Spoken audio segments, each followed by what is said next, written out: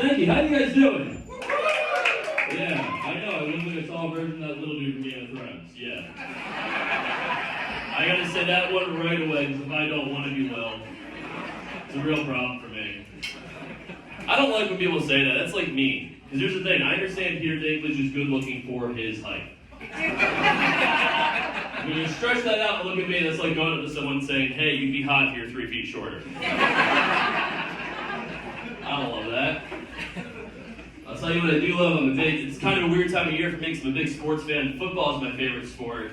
We don't have it until September. I love all football except for one game that happens once a year, and that's the Army-Navy football game, because you're not allowed to talk trash during the Army-Navy football game, right? Like, I'm a big Eagles fan. We can all do this. Whenever the Dallas Cowboys come to Philadelphia, we can stand outside of Dak Prescott's hotel and say, hey man, I hope you get kidnapped by ISIS. And that's like a good community building event in Philadelphia. If we do that for the Army-Navy football game, that's literal treason, right? I feel bad for the players, man. I feel like the players, like, they tackle each other and they just immediately have to apologize. It's like, what's up, motherfucker? I'm so sorry. Thank you for your service.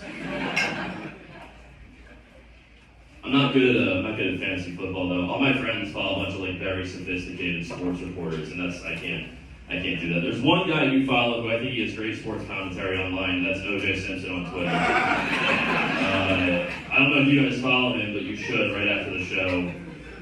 I'm not going to call O.J. Simpson a national hero, but I will say I care about him more than any president that's ever lived.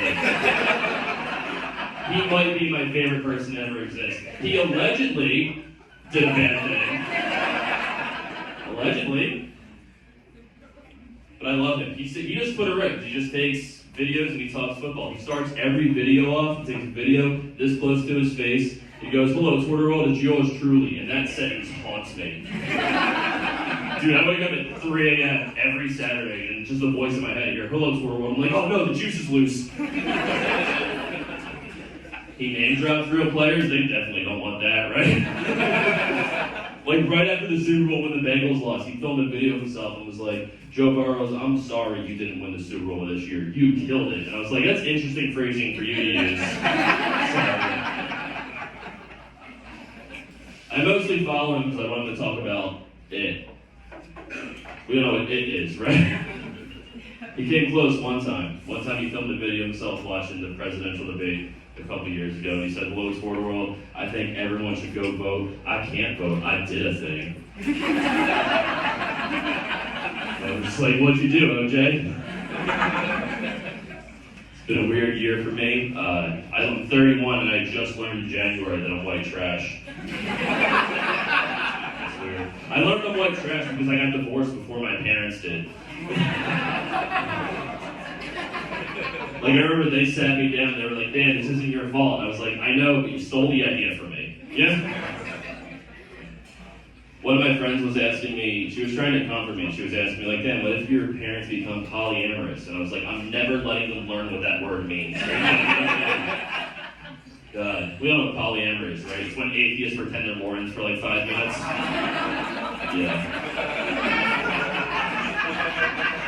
And also Mormonism. Keep my parents away from that too. It's just as weird. I married my high school girlfriend, which is one of the worst financial decisions I've ever made in my entire life.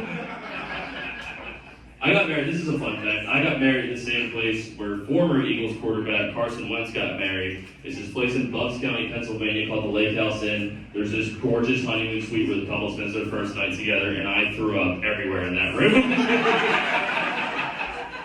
So that's not the reason I'm divorced, but it is one of them.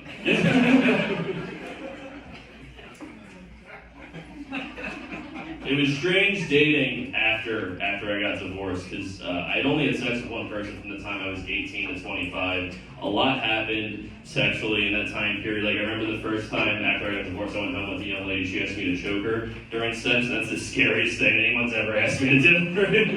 Because what if I liked it? Right?